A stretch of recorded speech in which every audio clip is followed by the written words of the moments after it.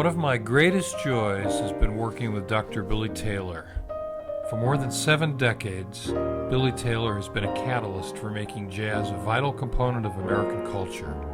Pianist, composer, teacher, lecturer, television and radio personality, recording artist, author. Billy Taylor is all of these. Billy Taylor arrived in New York City in 1944, and on his first night in the Jazz Mecca, he sat in at Minton's Playhouse. Ben Webster was there that night, liked Billy's playing, and invited the 23-year-old Washingtonian to audition for his group at the Three Deuces down on 52nd Street, where the tenorman was alternating sets with the Art Tatum Trio. 2 nights later, when he arrived at the Three Deuces, Billy ran into D.C. pianist Norma Shepherd, who wanted him to meet some of her friends. But I want you to meet these friends. This is so and so and so and so. Miss so and so was Mr. Tatum and so and so and so. And so I don't hear anything. But as I'm going on, did she say Tatum? Yeah. Because I haven't looked at the marquee, and it's big. I don't know how I missed it. I mean, because it's bigger than anything else. Anyway, I get on, and now I'm kind of a little nervous. But anyway, I make a long story short, I got the job. I mean, I played well enough that, and Ben said okay, and Sammy Kay, who was the only owner place, said that yeah, Ben says that he likes you, so you come in on Tuesday. We're off on Monday. You come in on Tuesday, and you know, you got a job. And wow, you know, so it really was a very exciting, you know, just here I am in town 2 days and already I have a gig, you know. It was really a very exciting week for me. I mean, just to get a job and to, you know, just to be able to play on 52nd Street, because now that I've got a chance to play with Ben Webster, I'm looking around to see that who's on in different places. I mean, different musicians in different places all around. And boy, it was, you know, it was like a who's who of jazz. I mean, on either side of the street. And I walked into all of the, you know, in between sets. I was curious. I wanted to go in and see what was going on, and it was really like getting a history lesson in jazz. Ben Webster was one of the greatest tenor players that I ever heard in my life. Coleman Hawkins was the guy that everybody looked up to because he could do so much on the tenor sax that hadn't been done. Ben Webster approached the tenor sax a little differently. He was more of a melodic player. He played melodies just so beautiful. When he was with Duke Ellington, the kinds of things that he played just spoke to me. I mean, because he impressed me so much, I wanted to play the tenor saxophone. I mean, it was, I said, man, that's beautiful what they're doing. I'd like to do that.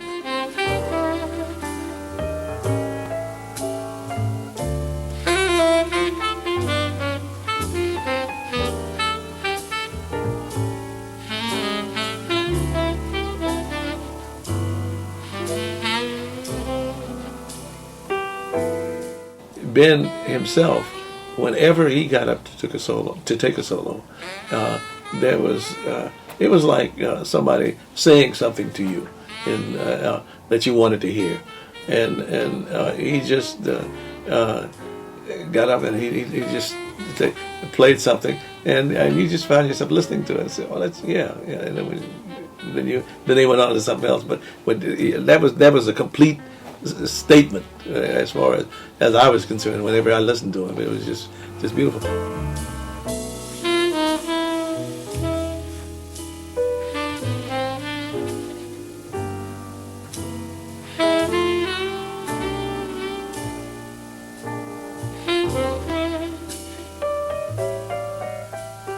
And in many cases, when I heard Ben Webster, he was playing with people.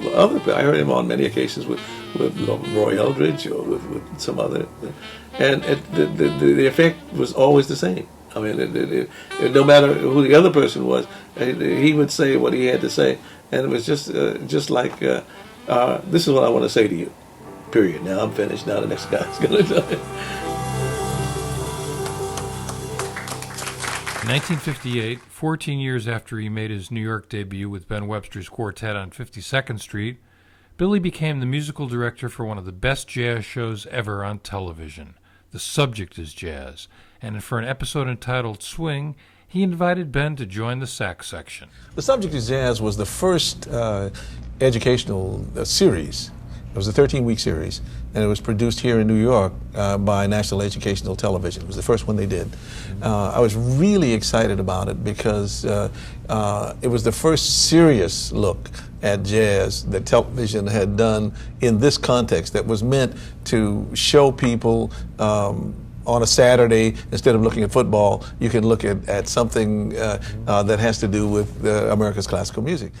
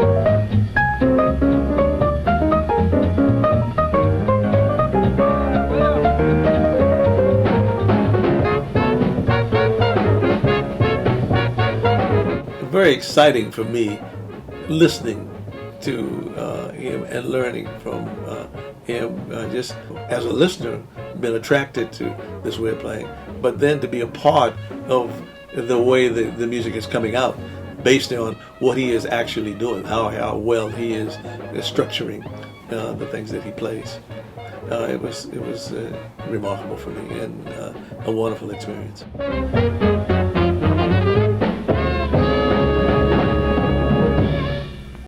This is Brett Premack, the Jazz Video Guy.